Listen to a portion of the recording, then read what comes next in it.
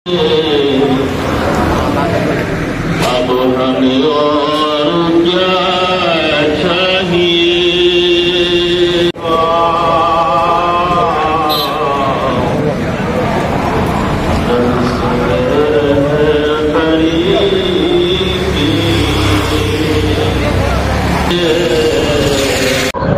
জগতৰ ক্ষেত্ৰত আমাৰ মুছলিম সম্প্ৰদায় একেবাৰে পিছপৰা সেইবিলাক চিন্তা চৰ্চা কৰি আমি এই অনুষ্ঠানটো গঢ়ি তুলিছোঁ। ইয়াত কেৱল অকল ইছলামিক শিক্ষাই দিয়া নহ'ব, আমি স্কুলীয়া শিক্ষাৰ ব্যৱস্থা কৰিছোঁ। আমাৰ ইচ্ছা যে আমি ক্লাছ 10লৈ ইয়াতে আমি মানে অসমীয়া মাধ্যমৰ জৰিয়তে সেৱা বোৰ্ডৰ দ্বাৰা আমি গঢ়ি তুলিম আৰু ইয়াতে কোৱালিটি এডুকেশ্যন দিয়াৰ আমি চেষ্টা কৰিছোঁ। আমি বুনিয়াদী শিক্ষা, ইছলামিক বুনিয়াদী যিটো শিক্ষা, যিটো অতি দৰকাৰী প্ৰয়োজনীয়, সেইখিনি শিক্ষাটো দিবই লাগিব। তাৰ লগতে আমাৰ এই আপোনাৰ স্কুলীয়া শিক্ষাত দিম।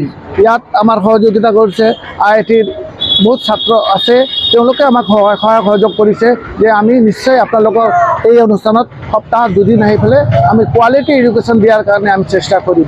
লগতে আমাৰ খেলা ধূলাৰ ব্যৱস্থা থাকিব, যে বাচ্চাবিলাকৰ মাইণ্ড ইম্প্ৰুভ কেনেকৈ হ'ব সেইবিলাক আমি চেষ্টা কৰিম, যে তেওঁলোকৰ অকল পঢ়া শুনাৰ লগতে আমি জড়িত নাৰাখি পেলাই তেওঁ খেলা ধূলাৰ ওপৰত তেওঁলোকক গুৰুত্ব দিম। তো কোনটো খেলা খেলিলে সেইটো ভাল পায় আমি চিন্তা চৰ্চা কৰি আছোঁ। যদি ক'ৰবাত ডাঙৰ ফিল্ড পাই যাওঁ, এতিয়া ফুটবল সেইবিলাক খেলা আমি কৰাম বুলি ভাবিছোঁ।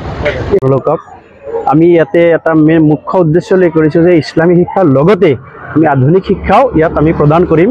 যিসকল আৰ্থিকভাৱে দুৰ্বল, যিসকলৰ হয়তো মা দেউতা নাই বা মা দেউতা আছে যদিও আৰ্থিকভাৱে ভাল স্কুলত পঢ়াব নোৱাৰে, তেখেতসকলৰ ল'ৰা ছোৱালীখিনিক যাতে আমি আধুনিক শিক্ষাৰ লগতে আমাৰ ইছলামিক শিক্ষাও যাতে আগবঢ়াই লৈ যাব পাৰোঁ, বা অসমৰ বিভিন্ন প্ৰান্তত যাতে তেওঁলোকে যায় কাম কৰি বা কিবা জব কৰি হ'লেও খাব পাৰে, তাৰ এটা উদ্দেশ্য লক্ষ্য আগত ৰাখিয়ে আমি এইখন বিদ্যালয় স্থাপন কৰা হৈছে। ইয়াত ইছলামিক সম্প্ৰদায়ৰ ল'ৰা পঢ়িব, ছোৱালী নহয়, অনলি বইজ। CBSE হ'ব নে সেৱা কৰিছে হ'ব, আমাৰ সেৱা কৰিছে। অসমীয়া হ'ব নে ইংৰাজী?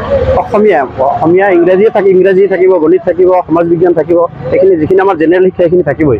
ইয়াত কেৱল পুথিগত শিক্ষাই দিয়া হ'ব নে অন্যান্য কিবা শিক্ষা? পুথিগত শিক্ষাৰ লগতে আমাৰ যিখিনি ইছলামিক আইন কানুন যিখিনি নিয়ম নীতি সেইখিনি দিয়া হ'ব।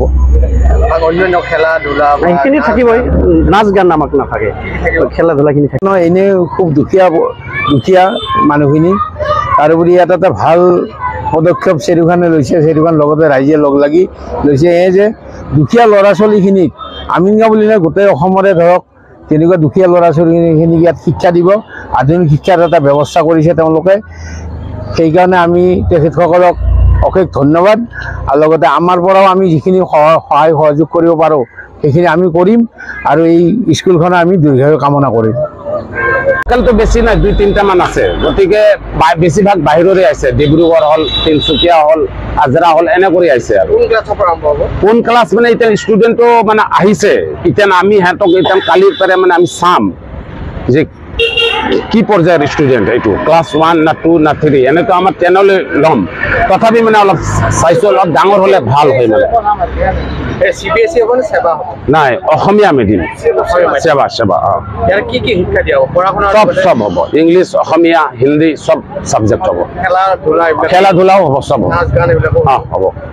কিহৰ কাৰণে এইটো চিন্তা কৰা হ'ল? কিহৰ কাৰণে মানে চাওক, এই খবৰ মানে এনি লাইভ 24/7 আৰু এনি লাইভ ডিজিটেল। যিকোনো খবৰৰ বাবে যোগাযোগ কৰক 9387734920 আমাৰ এই নম্বৰত।